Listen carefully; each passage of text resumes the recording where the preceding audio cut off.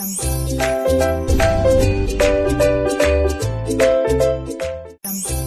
And welcome to my channel. So पिछले video में हमने डिस्कस किया था स्पोर्ट्स एंड न्यूट्रिशन चैप्टर के कुछ फिल इन द ब्लैंक्स, कुछ multiple choice question and true false.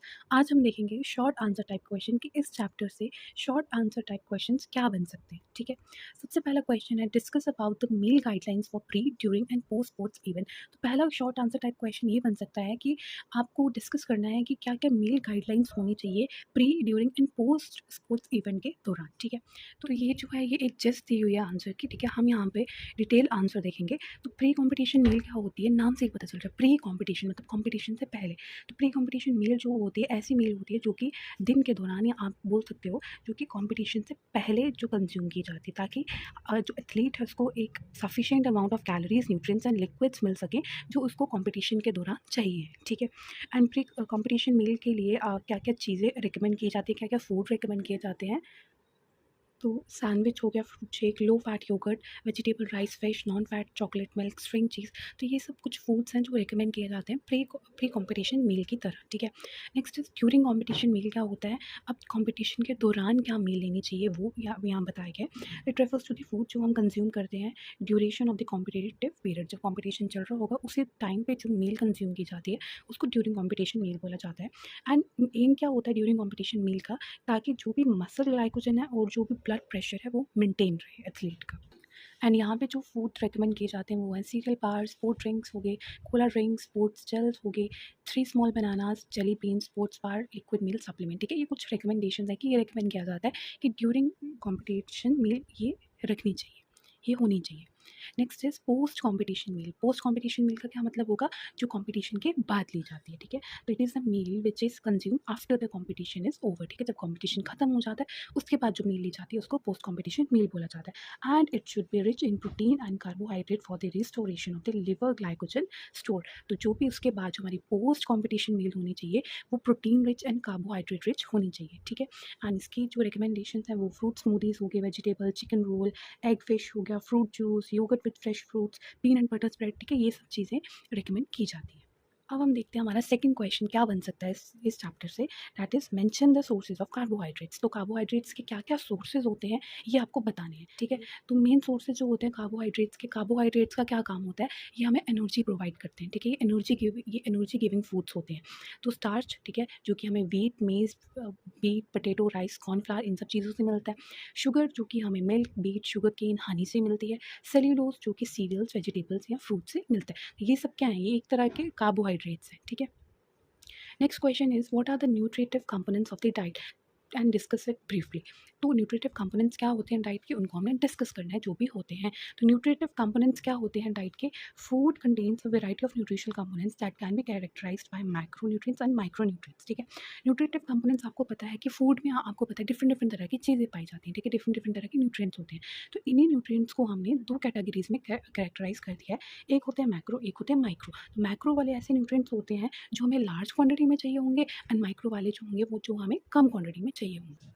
हाँ, तो macronutrients are required in large amounts that provide calories or energy for growth, metabolism and other functions in our body.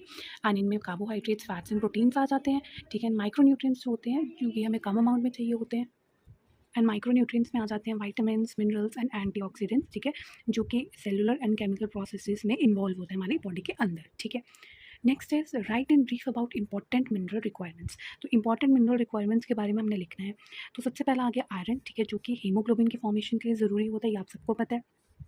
Recommended daily allowance of iron is about 10 mg। ठीक है, and its sources क्या है, meat, fish, egg, green vegetables, ये iron का अच्छा source है। Next is potassium. Potassium जो है वो ग्रोथ एंड सेल्स और ब्लड को हेल्दी रखने के लिए इनका यूज़ होता है। ठीक है, सो इट्स सोर्सेज है green and yellow vegetables. Iodine की बात की जाए तो आयोडीन जो है वो थायराइड की प्रॉपर इसे फंक्शन, तो थायराइड की प्रॉपर फंक्शनिंग के लिए एसेंशियल है।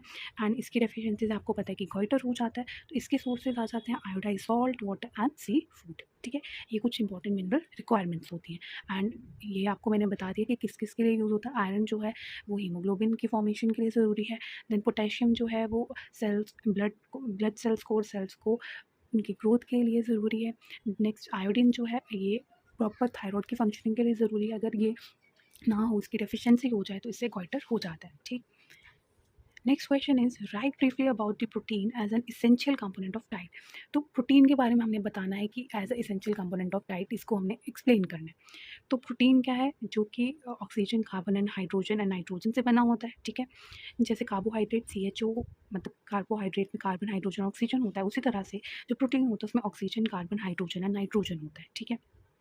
Among energy producing food substances, protein is the only constituent in which chemical elements of nitrogen, phosphorus and sulfur are found, which are essential for our body।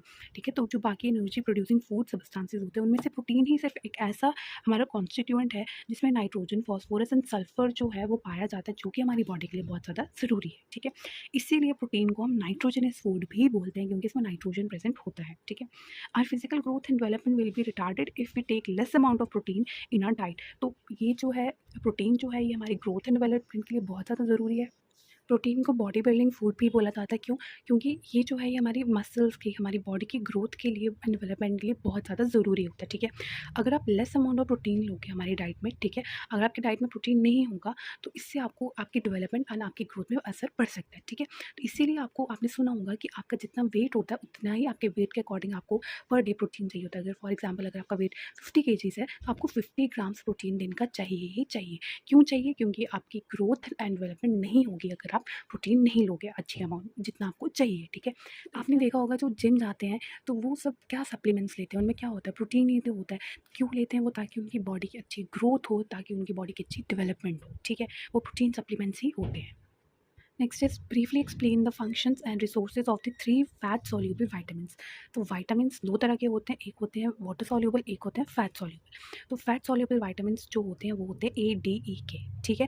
And जो water soluble होते हैं वो होते हैं B and C। तो ये आपको पता होना चाहिए, ठीक है। तो फैट सॉल्यूबल वाइटामिन्स आप मैंने बता दिया ADE K होता है। आपको क्या करना है, इनके फंक्शंस एक्सप्लेन करने हैं एंड इनके रिसोर्सेज बताने हैं। तो फंक्शंस की अगर मैं बात करूँ तो वाइटामिन क्या करता है, हमारी जो इम्यूनिटी होती है वो किसी भी डिजीज़ से फाइट करने की वो बढ़ाता है, ठीक है। And also give their contribution for general development of the body. अब सोर्सेज की बात करें तो विटामिन ए की बात करें तो घी, milk, curd, egg yolk, fish, tomato, papaya, green vegetables, orange, spinach, carrot, pumpkin, इन सब में विटामिन ए अच्छा होता है। डी की बात करें तो egg yolk, fish, sunlight, vegetables, cod liver oil, milk, cream, butter, tomato, carrot, ये सब सोर्सेज ऑफ विटामिन डी के।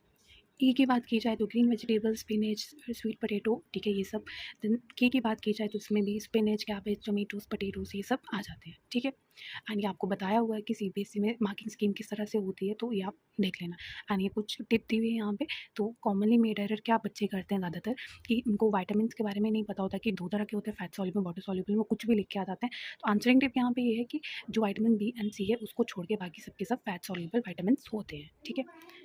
एंड नेक्स्ट जो लास्ट क्वेश्चन है वो ये है, describe the various types of fats, what are the different sources of fats.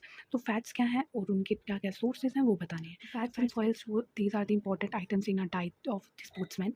Fats and oils contain carbon, hydrogen and oxygen. These are composed of fatty acid से बने होते हैं ये, ठीक है। And fats are better sources of energy than the carbohydrates. Carbohydrate से भी ज़्यादा अमाउंट में एनर्जी कौन देता है? फैट्स देता है। लेकिन फैट्स ज़्यादा अमाउंट में कंज्यूम नहीं करना चाहिए क्योंकि आपको इससे मोटापा होगा, इसीलिए। पर अगर देखा जाए एनर्जी के बेसिस पे तो फैट्स जो है वो कार्बोहाइड्रेट, अगर एनर्जी के बेसिस पे देखा जाए तो फैट्स जो है वो ज़्यादा एनर्जी देते हैं कार्बोहाइड्रेट से, ठीक है। फैट जो है वो हमारी बॉडी में स्टोर हो जाता है, ठीक है, जो कि सबसे मेन प्रॉब्लम ये होती है कि फैट बहुत जल्दी स्टोर होता है जिससे हमारा मोटापा बढ़ता है। बेशक ये एनर्जी भी दे रहा है लेकिन साथ में आपको फैट मतलब मोटापा भी दे रहा है, ठीक है। It is also known as fuel भी बोला जाता है इसको। Energy is produce by their burning processes. Nitric fats are derive from 2 main sources, ठीक है। 2 मेन सोर्सेज से आपको फैट मिल सकता है, वेजिटेबल सोर्स होता है, एनिमल सोर्स होता है। वेजिटेबल सोर्स में आ जाता है एडिबल ऑयल्स जैसे groundnut, mustard, cotton seed, coconut oil, rape seed etcetera, ये सब वेजिटेबल सोर्सेज है फैट के। एनिमल सोर्सेज की बात की जाए तो उसमें बटर, घी, लार्ड, फिश ऑयल, ये सब मेरीन फिश ऑयल्स आ जाए, जैसे कॉड लिवर ऑयल या सार्डिन ऑयल आ जाए, ये सब जो है एनिमल के सोर्सेज है। फंक्शन की बात की जाए तो फैट जो होते हैं वो पैलेटेबिलिटी जो है फूड की वो इंप्रूव करते हैं, ठीक है। ये जो हमारे विटामिन ADE K होते हैं इनके एब्जॉर्प्शन के लिए ज़रूरी होते हैं। फैट्स जो होते हैं they are concentrated source of energy. It imparts the firmness to the tissue and it protect the delicate organs against behind the injured, against being injured, ठीक है।